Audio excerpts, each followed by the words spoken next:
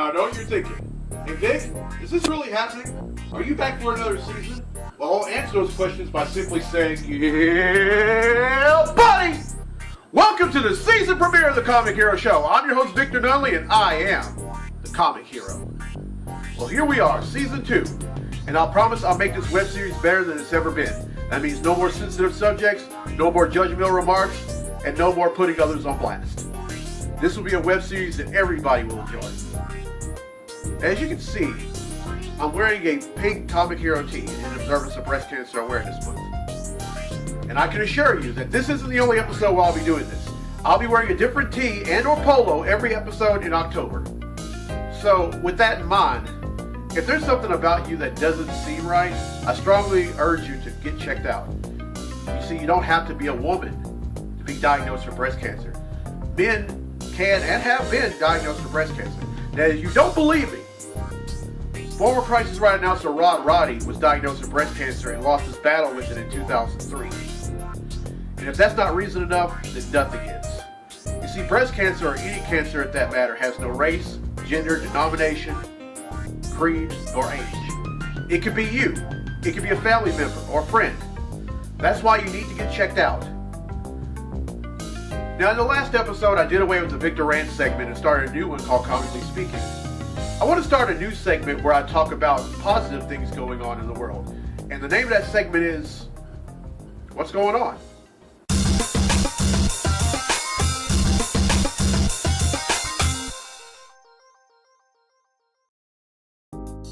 Alright, ladies and gentlemen, football season is finally here. And we're about 5 or 6 weeks into the football season. Well, that depending on whether it's the NFL, college football, or high school football. One of the awesome things that I've seen this week was Mississippi State beating Texas A&M and Ole Miss beating Alabama. That just goes to show you that you can't write off the underdog every time. You just can't. And because they won their respective games, they have moved up in the top 25 AP.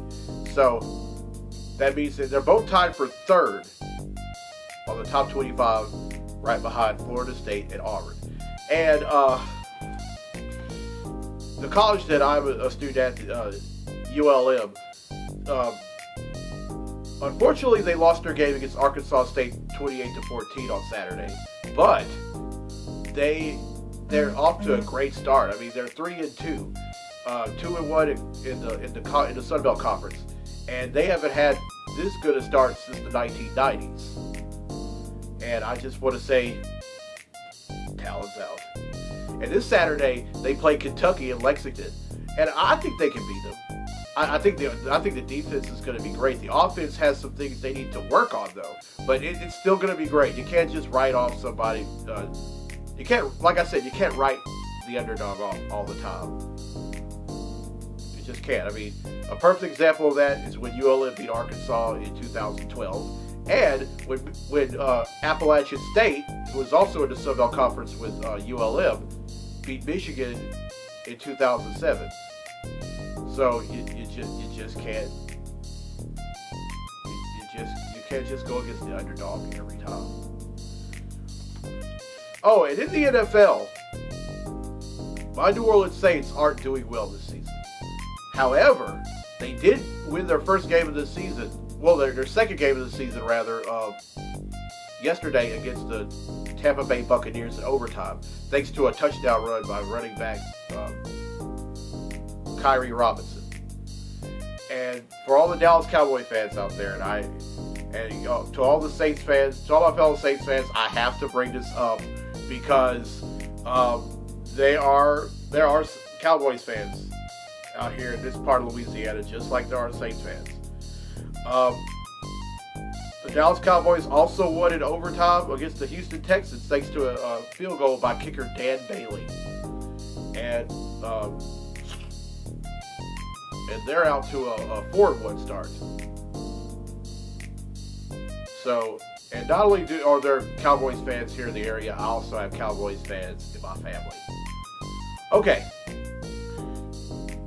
This weekend I went to see the movie Gone Girl. It stars Ben Affleck, Tyler Perry, Rosamund Pike, and Neil Patrick Harris. and it was a great movie. It's based on a novel that was written by Gillian Flynn 2 years ago. And the awesome thing about this, one thing that I've never seen with a movie that was originally a novel, is that the novel herself, Gillian Flynn, wrote the screenplay for it. It is a suspense novel. It talks about the disappearance of a woman, and the authorities started pointing fingers to her husband, who was played by Ben Affleck, by the way. The wife was played by Rosamund Pike. Now, for all of you who don't know who Rosamund Pike is, she was in the movie Die Another Day, and she played the character Miranda Frost. And then Tyler Perry, his role in the movie was as Ben Affleck's character's attorney. But if you're into suspense thrillers, you should go see this. If you're a moviegoer, you should go see this. If suspense thrillers aren't really your cup of tea, that's your decision. But it's a great movie, and I'm actually going to put forth the effort of finding the book called Gone Girl. Okay, it's finally fall, and if you live in the South, in any part of the South, especially Texas, Louisiana, or Florida, that doesn't mean much, because even though the temperature's still gotten cooler, it still feels like summer. The highs around here are either in the upper 80s, lower 90s. But this past Friday though, the temperature was, the weather was feeling kind of fall-like. It was great weather to go out to a football game. I actually went out to a football game this past weekend. But I think usually later on in the month of October, and I'm anticipating this. That's when the weather starts getting, it starts to feel like fall. So look forward to leaves falling and leaves turning yellow and falling. And then Halloween, the last day of the month in October. It's going to be on a Friday this year. There's going to be kids going trick or treating, and other folks going to the high school football games. And I'm definitely going to go to a football game myself. Okay. I watched the season premiere of Gotham, and the one thing about this movie, or rather this TV show, it's pre-Batman. It takes place before Bruce Wayne becomes Batman. As a matter of fact, he's still a little boy, because in the very first episode of Gotham, his parents, Thomas and Martha Wayne, were murdered. And but the one thing about this show, it doesn't center around Bruce Wayne. It centers around Lieutenant James Gordon. Of course, we all know him as Commissioner James Gordon. Well, this is before he ended up becoming commissioner. And there's some classic villains there, like the Penguin. He's in it. But in this one, he's just known as Oswald Cobblepot, which happens to be Penguin's real name. And then we see Selina Kyle in it before she becomes Catwoman, and she's an adolescent. And then there's some other villains that we've never seen before that are actually in this movie. And then the Falcone family, who is actually responsible for Bruce Wayne's parents being murdered, is also in it. So I just watched the third episode about an hour ago, and I can't wait for next week's episode to come out. It's going to be great. All right, and then The Flash premieres tomorrow night on the CW. I'm looking forward to it. I'm probably going to be at work around the time, so I'm probably going to record it. No, there's not going to be any probably. I am going to record it. And I'm looking forward to it. It spins off from the series Arrow. That's also the CW. Now, Arrow centers around Oliver Queen, aka the Green Arrow. And Arrow, to an extent, is also a spin-off from Smallville. Just had to throw that in there. I think this series is going to be great. It could even be greater than the Flash TV series from 1991, where John Wesley Shipp played Barry Allen in the Flash. And in this Flash, it's going to be Barry Allen. He is to me, Barry Allen, from some of the research that I've done, and me reading the Flash ever since 1999, I think Barry Allen is probably the more popular Flash, but by that much over his successor Wally West. And looking forward to it. It's going to be great. And Marvel's Agents of S.H.I.E.L.D. does not fail to disappoint. And they added a new character to the series. They added Barbara Morse, codename Mockingbird. Now that name sounds familiar to you because Mockingbird is a former Avenger, and that she was also married to Hawkeye. So I'm looking forward to great things with these three shows, and I tell you, really at first I wasn't really a big fan of comic book movies or TV shows that comic book TV shows. I just wasn't really a fan of it. I was always a fan of comic book movies. I always have been. But when I first started watching Smallville, I thought, this is awesome. The only bad comic book TV show that I've seen was probably Mutant X, and that has absolutely nothing to do with the Marvel Universe. But all these other shows like Smallville, Gotham, Marvel's Agents of S.H.I.E.L.D. Oh, and Constantine, by the way. Constantine is also a character in DC Comics. John Constantine, who's also a member of Justice League Dark. Alright, that does it for what's going on. Next up is Comically Speaking. So without further ado, let's talk comics!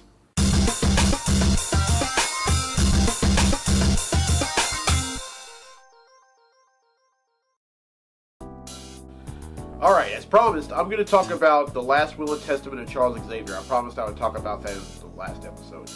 So here goes.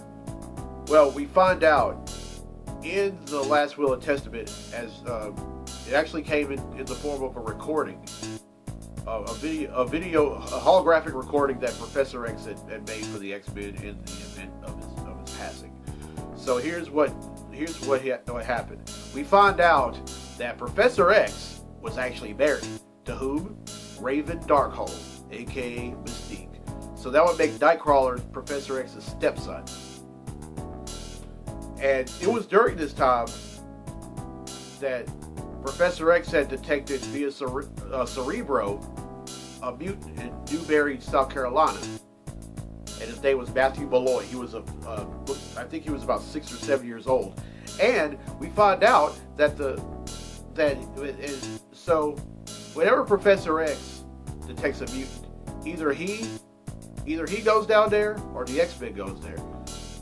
But then he found out that there was something about him that set himself apart from most mutants. He had his mutant power was beyond Omega level. So he took it upon himself to fly down to Newberry, South Carolina to visit him to see if he could talk some sense into him. Well, he was unsuccessful with doing so, and it almost cost him his life. You see, Matthew Malloy has a mutant power in which he channels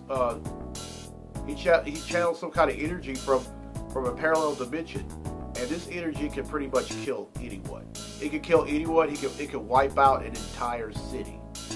Well, at this time, Matthew Malloy was his power wasn't exactly strong enough because at his age he wasn't strong enough to exactly wipe out a city, but he did accidentally kill his parents.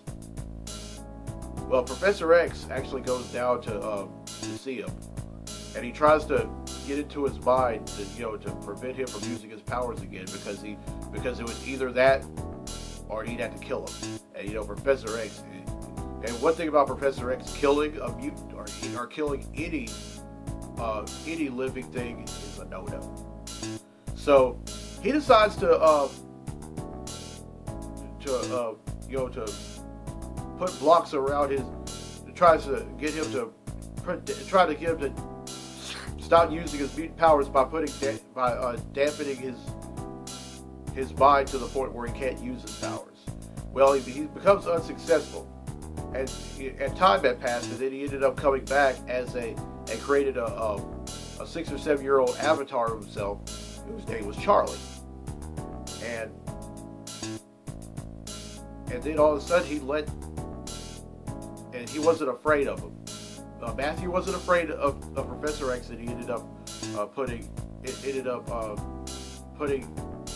blocks throughout his mind to prevent him from using his powers. And some time had passed, and then Professor X came back as created an older Matthew avatar, and an older avatar of Charlie rather. And Matthew had said, "You're not real. Who are you?" And so he reveals himself. He said, "I'm sorry I had to do that, but as strong as your powers are, I couldn't let you use them."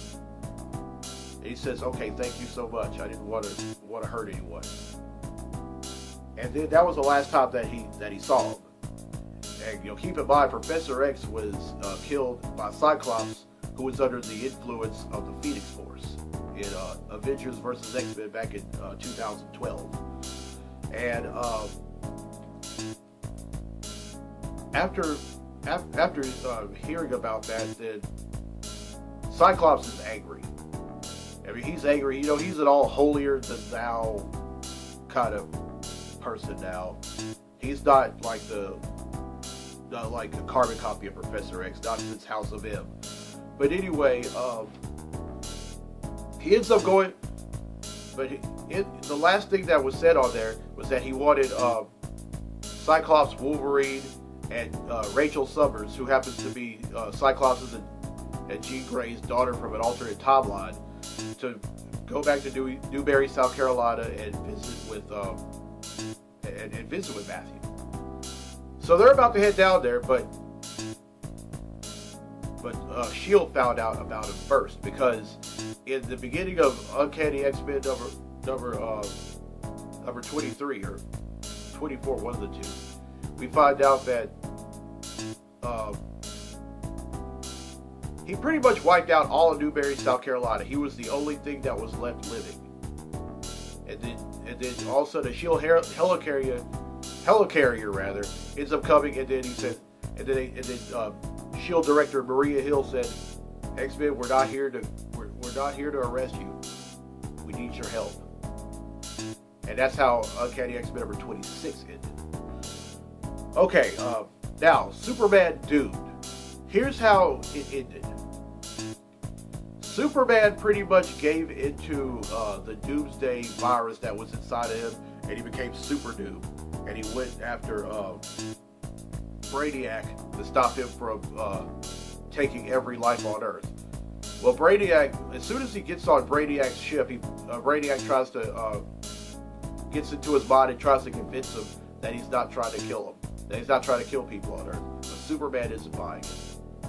So he stops Brainiac, and then ends up going back to his regular form, and thus having the Doomsday virus expelled from his genetic makeup. And then Lois Lane, who had been infected by Brainiac a while back in Superman Annual number 2, well, she ends up going back to her human form and having the Coluid DNA taken out of her genetic makeup. But it left certain parts of Smallville. Well, it left all of Smallville and certain parts of Metropolis scarred, and that's going to be some aftermath stories that are going to take place in the pages of Action Comics and in Superman and Wonder Woman. And as soon as I find out more about those and I read them, I will talk about them in another edition of Comically Speaking. All right, lastly, Original Sin. Now, the last issue of Original Sin, which was number 8, just came out over a month ago, and I found out that it wasn't Dr. Midas or the Orb or Dr. Midas' daughter, Dominatrix, who killed Uatu the Watcher. Nope, it was Nick Fury. Nick Fury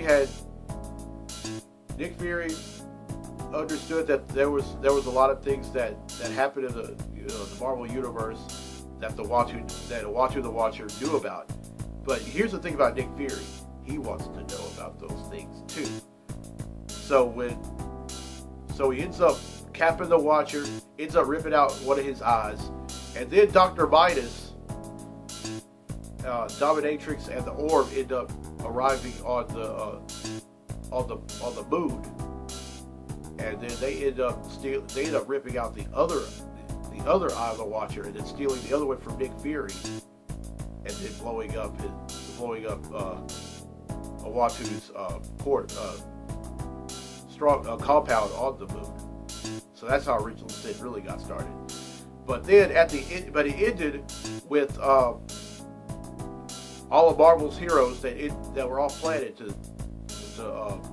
stop Nick Fury. When they found out the whole truth about what Nick Fury had done, they went to go after him. But then just before they could they get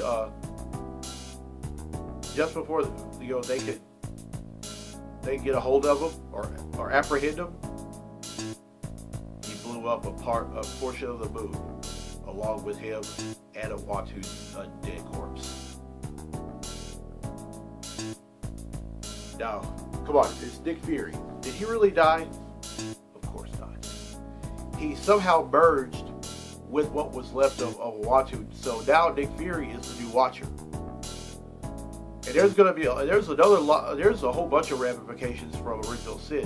One in particular was Thor finding out another secret that the Watcher only knew about, and that secret was he was never worthy of he was no longer worthy of wielding Mjolnir, and because of that, he could no longer lift the hammer. It was stuck on the moon.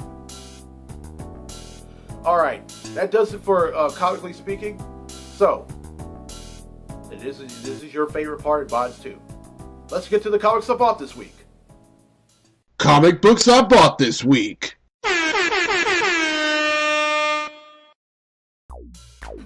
First up is Edge of Spider-Verse number 4. Now this miniseries serves as a prelude to the upcoming miniseries from Marvel called Spider-Verse.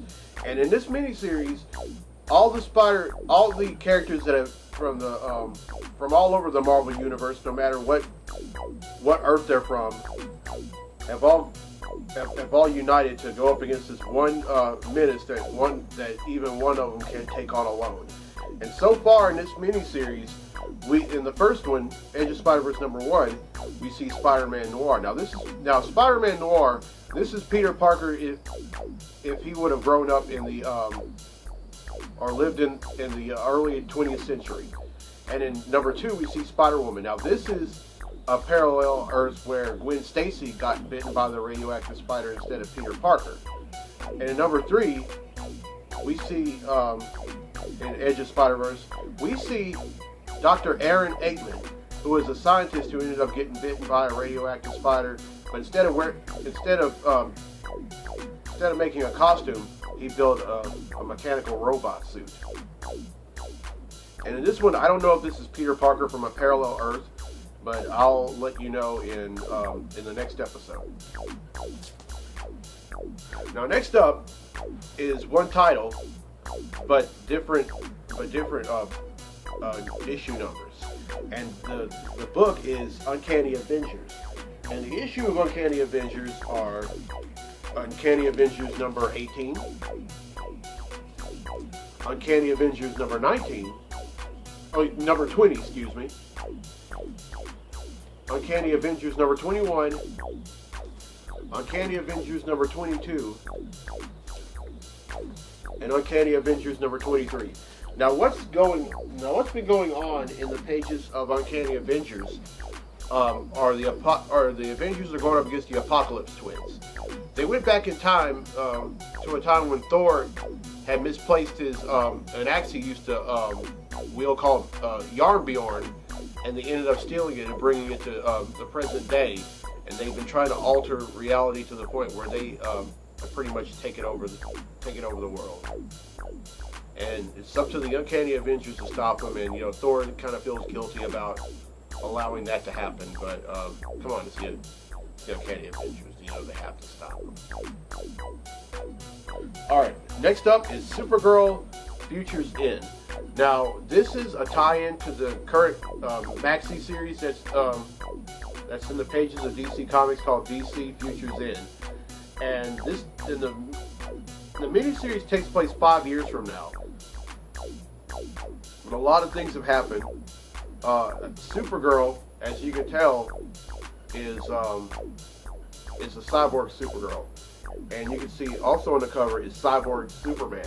Now we find out that the true identity of the Cyborg Superman is her father, Zor-El, who happens to be Superman's uncle and Jor-El's brother. And when Krypton had exploded, Brainiac had looked around and found out that that there was one surviving Kryptonian, and that was Zor-El, and he was badly injured. But to heal him of his injuries, he pretty much altered his genetic makeup and gave him some mechanical limbs, and now he's a cyborg Superman. But Supergirl doesn't know that. But does she know that in this book? I'll let you know in the next episode. Alright, next up is Spider-Man 2099 number 4. Now this series follows that of Miguel O'Hara, who is the Spider-Man from the year 2099. But he ends up coming to present day Earth to make sure that the company that his grandfather Tiberius Stone had founded ends up becoming more legit than it was in the year 2099. And along the way, he has befriended a lot of people. He even befriended COO of Alchemax, Liz Allen, and is somehow in a romantic relationship with him. And she even finds out that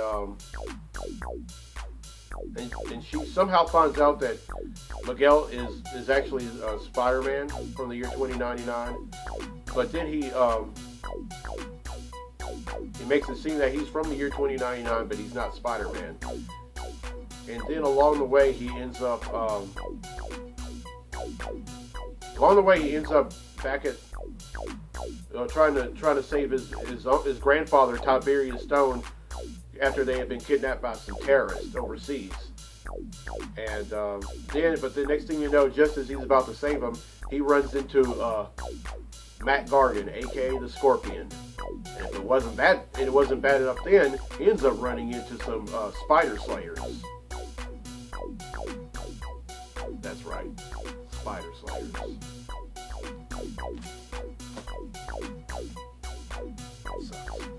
Alright, next up is Green Lantern Futures End. This is also a tie-in to the DC Futures End maxi series that's taking place. And we find out more about Hal Jordan in this one. Now, I really can't say because I don't really follow Futures End. I was going to read it, but then I had a little change of heart.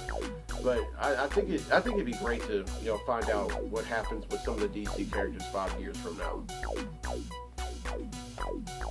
Alright, up next is Green Lantern number 35. This is part 2 of a crossover, the Green Lantern crossover event called Godhead.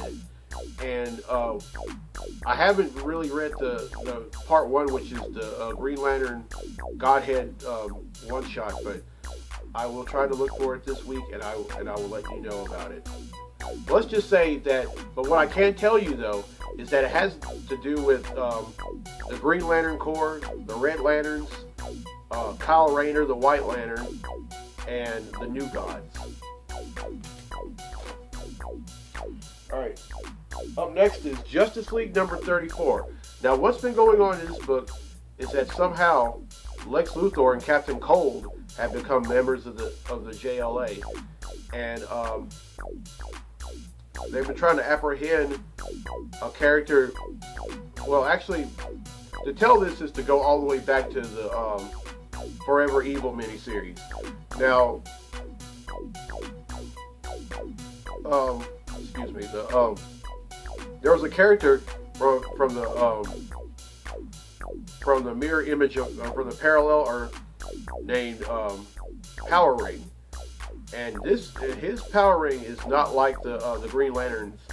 This one was this one pretty much fueled off of fear, and when the original wearer of Power Ring ends up being killed in Forever Evil, it finds a host, and ended up finding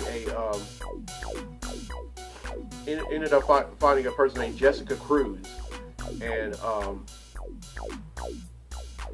she becomes the new bearer of the ring, and against her will, she ends up killing a whole bunch of people and destroying public property. Well, the Justice League, with the help of Lex Luthor, end up capturing her, and getting her to not be scared of anything. And once she was scared of anything, there was nothing because it was really the Power Ring doing all the work. It just used Jessica as a host, and Lex Luthor and Captain Cold have been named by Superman, Batman, and Wonder Woman to be the newest members of the Justice League. I know, it sounds bad. Even I can't believe it. Alright, up next is Action Comics number 35. This is a tie-in, or pretty much an aftermath issue of the Superman Doom story arc that I talked about in Comically Speaking. And this cover right here, this is a Monsters of the Month cover. This is pretty much, I guess, since it's October, Halloween is at the end of the month. But in this issue, Superman travels to his hometown in Smallville to find out, after finding out that things have, that there have been a few, that Brainiac didn't leave any baggage, didn't leave Metropolis, should I say Smallville alone. So he goes back and tries to find out exactly what happened. And lastly, and I'm so glad I bought this book, Thor number 1. Now this right here, this is a white cover, but the thing about it though, if I open it, I'm about to open it right now, it reveals the original cover. Now in this Thor, we find out that a new person is somehow this mysterious woman ends up on the moon and picks up the hammer, and well, sure enough, she becomes, I guess she's worthy because she becomes the new Thor. Where meanwhile the old Thor goes back to Earth and somehow goes to Asgardia and ends up with his old axe Yarnbjorn. But I can't wait to read it because Jason Aaron, who wrote Thor God of Thunder, stayed on to write this book, and the new artist on here is Russell Dauterman, and I can't wait to read it because I like what Marvel is doing. I think, one thing about Marvel, when they try to change things up, for the most part, it works. And that's 13 that I bought, which brings the total number of comics that I bought since December of 1997 to 6,424.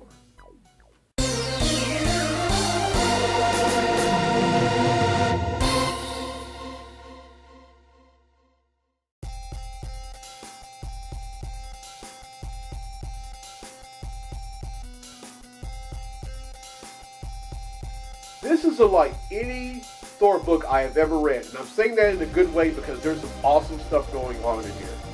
And well, I hope you enjoyed the season premiere of the Comic Hero Show, and I hope you tune in for the next one. It's going to be great. I promise you that. This show is only going to get better from here on, and I'm going to have a lot of things to talk about in the what's going on in the Comically Speaking segment. And I tell you, I'm just so glad to be doing this again. I had to think long and hard about what I wanted to do to make the show better. That's why I hadn't done the show at all the month of September. But anyway, And of course, I will be wearing a different tee and or polo this upcoming all this month of October, since this month is Breast Cancer Awareness Month, and I hope that and you know what, I just hope you tune in. It's going to be awesome. Well, I'm Victor Nunley. I'm the Comic Hero. We'll see you next time. Till then, be safe, be blessed, be a hero.